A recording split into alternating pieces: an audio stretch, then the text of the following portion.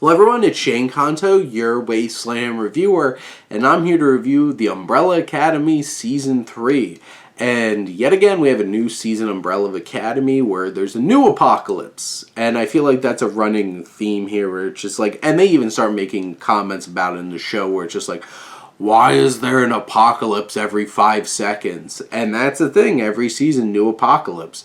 And maybe this time it's not Victor's fault, because we'll get to Elliot Page and his character in this film, or series specifically, but you have the Umbrella Academy wrapped up Season 2 in their home, but it's not their home anymore. It's the home of the Sparrow Academy. And what this season really does well is building that tension between the Sparrows and the Umbrellas, and you get a crazy dance number at the start of this first episode, and then an awesome, well-choreographed, incredibly shot action sequence of these two houses battling each other. And you have this tension throughout.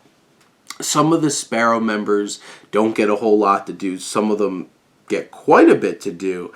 And Justin Min's Ben really gets to shine and get the biggest spotlight, obviously, because, you know, Ben was one of the Umbrellas, and this time is one of the leaders of the Sparrows.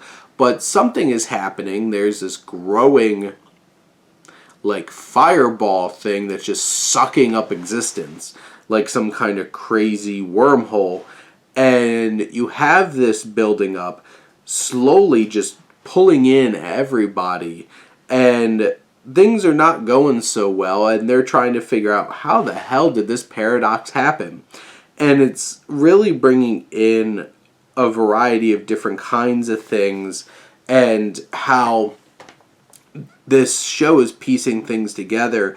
Some of the Sparrow Academy really does get to shine here. You have Genesis Rodriguez, who plays Sloane, and her and Luther get a really nice connection in this season, and I really bought to that, and I appreciated them as an on-screen couple as they developed together. And those were probably one of my favorite elements added into the show. Obviously, Ben gets a big focus. And one other of the Sparrows, I feel like, Brittany Oldford plays Faye, who can't see, but is able to, like, shoot out, like, crows who can see for her. And that's, like, an interesting development here. And what's really interesting is how you bring back, of course, Reginald Hargrave, Dad, and Colm Feore, who is a different version of himself in this universe, who's been drugged up by his kids, and you have his journey of trying to get back in with the family, and his process is really anchored by Klaus, Robert Sheehan, who really shines, as always, in this. And, of course, Aiden Gallagher, 5, really shines in this, too. They're definitely the most fun characters in this show. And what I really didn't appreciate in this season is what they did with Allison, played by Emmy Raver-Lampman, who has a lot of loss, and she mourns the life that she had that has now been shaken up. And when it really comes down to it, it's always Victor, Elliot Page's character, who had previously started up these apocalypses. And there's a lot of tension between those two characters, which is tough because they used to be really close together. And I do appreciate how they deal with the transition with Elliot Page here, and how they show it's like you could just accept somebody for who they are and be good to them. And I feel like this show very specifically portrays that, to show like, hey, this could happen. But back to Allison, I feel like they take her into such a harsh direction that I really hated her in this season. And it's a shame, because I feel like she's one of the more complex characters. Like, that's the thing. So many of these characters are so complex. Like, Luther gets gets a lot more to do in this season, and I appreciated that because I do enjoy him as a character. Diego has his relationship with Leela, and both of them have a lot of shining moments in this season as well, all kind of culminating in a crazy story and this overarching mission that has been the purpose of both the Umbrella and Sparrow Academies.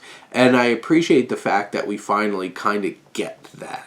Like, what was the big picture? Why did Reginald Hargrave want to do these things? And I feel like this season kind of gives us answers to that, but leaves enough questions on the real motivation of why he wanted to do this thing that leaves us open to really discover some interesting things in season 4, which this does leave us off on a nice little cliffhanger of like, what the hell happened here?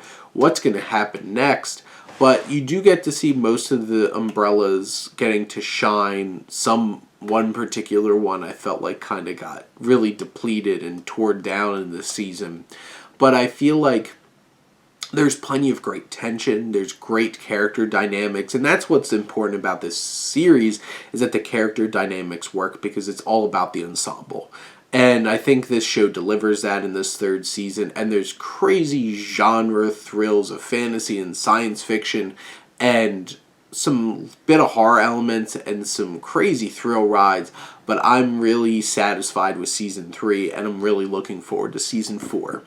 But those are my thoughts on the new season of The Umbrella Academy. Let me know what you think, and let's talk some TV. But thank you as always for tuning in and supporting your Wasteland reviewer.